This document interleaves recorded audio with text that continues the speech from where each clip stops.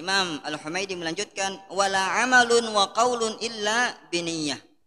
Dan tidak berguna amalan dan ucapan jikalau tanpa dengan keyakinan, dengan niat di dalam hati. Banyak kita lihat orang-orang kafir melakukan hal-hal baik untuk orang-orang Islam, ya, bahkan suka membantu, bahkan suka mendermakan hartanya, mungkin berdoa, beribadah, ya, akan tetapi hati mereka kufur. Apakah diterima? Tidak. Lihat orang-orang Nasrani dan orang-orang Yahudi, Allah Subhanahu wa taala katakan dalam surat Al-Bayyinah ayat 5, "Wa ma umiru illa liya'budullaha mukhlishina lahuddin hunafa."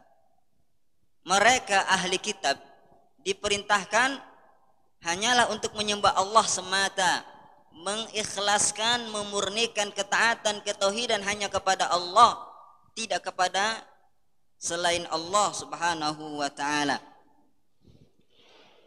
Oleh karenanya ketika mereka menyekutukan Allah, mengatakan Allah itu ada 3, ya, ataupun Uzair itu anak Allah, orang-orang Yahudi mengatakan menyekutukan Allah, apakah mereka diterima keimanan mereka? Tidak. Oleh karenanya amal dan ucapan tidak pula berfungsi jikalau hati kita, niat kita, keyakinan kita itu rusak, ya, tercemar noda syirik. Na'udzubillahi min dzalik. Dalam sebuah hadis yang masyhur yang sudah kita hafal, riwayat Sahih Bukhari dan Muslim, innamal a'malu binniyat wa innamal likulli imri'in ma nawa. Amalan tergantung niatnya. Jikalau niatnya rusak, amalan rusak. Ya. Dalam hadis lain, Allah Subhanahu wa taala tidak akan menerima amalan kecuali jikalau amalan tersebut ikhlas hanya untuk Allah Subhanahu wa taala. Dalam sebuah hadis, ya, yang diriwayatkan oleh Al-Imam An-Nasa'i dari hadis Abi Umamah radhiyallahu anhu, Rasulullah SAW mengatakan, innallaha la yaqbal minal amal illa ma kana lahu khalisan wa batagha bihi wajh Allah.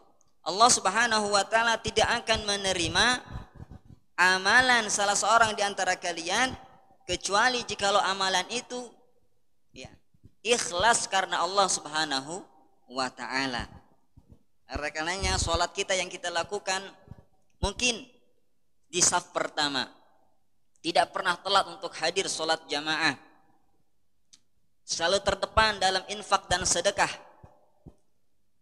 akan tetapi hatinya dipenuhi dengan menyekutukan Allah.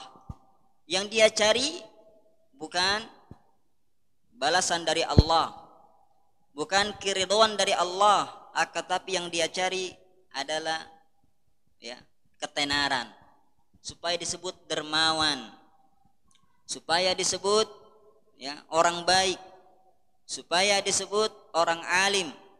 Bagi mereka yang belajar ilmu syar'i, ya, yang berjihad, supaya disebut sebagai pahlawan.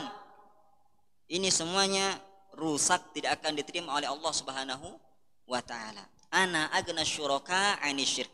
Aku paling enggak butuh, kata Allah dalam hadis qudsi, aku paling tidak butuh dengan sekutu. Ya, man asyraka ma'i fihi ghairi taraktuhu wa syirkah. Barang siapa yang menyekutukan aku, maka aku tidak akan memperdulikannya, alias aku tinggalkan dia dengan amalannya. Dan ingat, di hari kiamat nanti dalam hadis qudsi, ya, Allah Subhanahu wa taala mengatakan, idhabu ila ma kuntum tarauna fi fid dunya.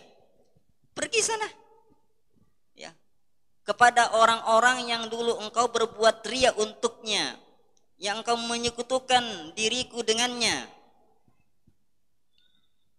Hal tajiduna indahu jazaan, apakah engkau akan menemukan balasan? Apakah engkau akan menemukan pahala dari dia? Lihat, enak gak digitukan sama Allah? Sakitnya itu di sana. Oleh karenanya jangan sampai kita berbuat suatu ibadah, ya, sampai menyekutukan Allah Subhanahu wa ta'ala. Karena hal tersebut paling tidak diridhoi oleh Allah Subhanahu wa taala. Mungkin amalan kita sedikit, tapi tolong yang sedikit itu jangan dinodai dengan syirik, dengan riya. Karena riya adalah syirik yang kecil, yang tersembunyi, yang mana Rasulullah SAW sangat mengkhawatirkan riya atas umatnya. Inna akhwafu ma akhafu alaikum asyirkul asghar. Tidak ada yang aku paling takuti atas umatku melebihi takutku kepada, ya, kekhawatiranku kepada satu penyakit hati, yaitu asyirkul asghar, syirik kecil. Para sahabat bertanya, apa syirkul asghar ya Rasul? Beliau menjawab, ar-riya, riya.